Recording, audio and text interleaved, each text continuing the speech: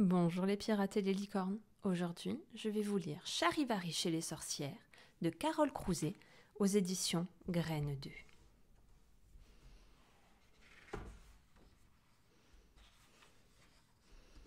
Au cours d'une descente dans le monde des humains, pour récupérer des ongles rongés et des cheveux frisés, les sorcières ont remarqué que celui-ci avait bien changé.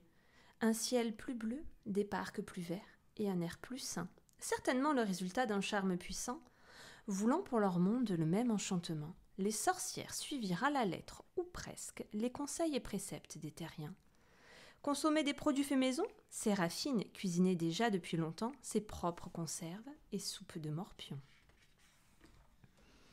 Désormais, Zélie fabriquait sa propre lessive, une super recette détache-tout, savant mélange de salive et de plumes de hibou.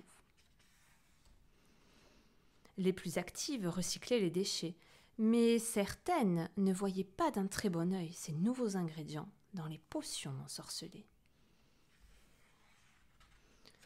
Pour les déchets qui ne pouvaient être réutilisés, Pauline conçut un ingénieux système de tri et de poubelles colorées. Mais certaines trouvaient ce système un peu trop compliqué. Pour ne pas gaspiller la nourriture, Séraphine alimentait ses compagnons maléfiques avec des épluchures et des restes de mixtures. Quant aux plats que même ses compagnons maléfiques ne voulaient pas manger, elle les donnait à Pauline, qui les compostait et en faisait un super engrais, parfait pour épater la voisine, moins bien équipée.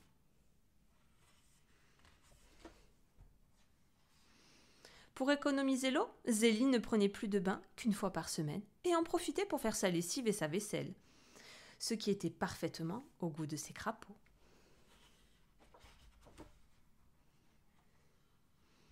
Zélie bannit également les appareils électriques, préférant utiliser ses énergies naturelles. Les flammes de ses dragons furieux étaient idéales pour ses cheveux, mais un peu moins pour son chaton miteux. Si la plupart des sorcières adoptaient les grenouilles taureaux en guise d'attrape-mouches et moustiques, certaines encore utilisaient des insecticides toxiques au grand désespoir de leur peau.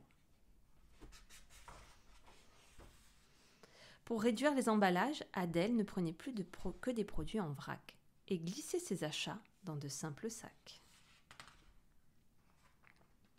Sans penser que les rats adorent grignoter le plastique.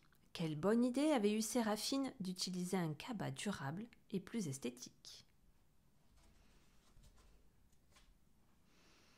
Voulant éviter les matières synthétiques et artificielles, Pauline redécora sa maison d'une manière inhabituelle. Et pour se débarrasser des vieux objets qui n'allaient pas avec sa nouvelle déco, elle organisa un marché pour tout revendre et échanger. Une marmite ébréchée contre un hibou cendré, une affaire rondement menée. Pour réduire leur consommation de papier, toutes les sorcières avaient fini par adopter un perroquet qui devait tout répéter. 2 sacs de tête réduite, croix.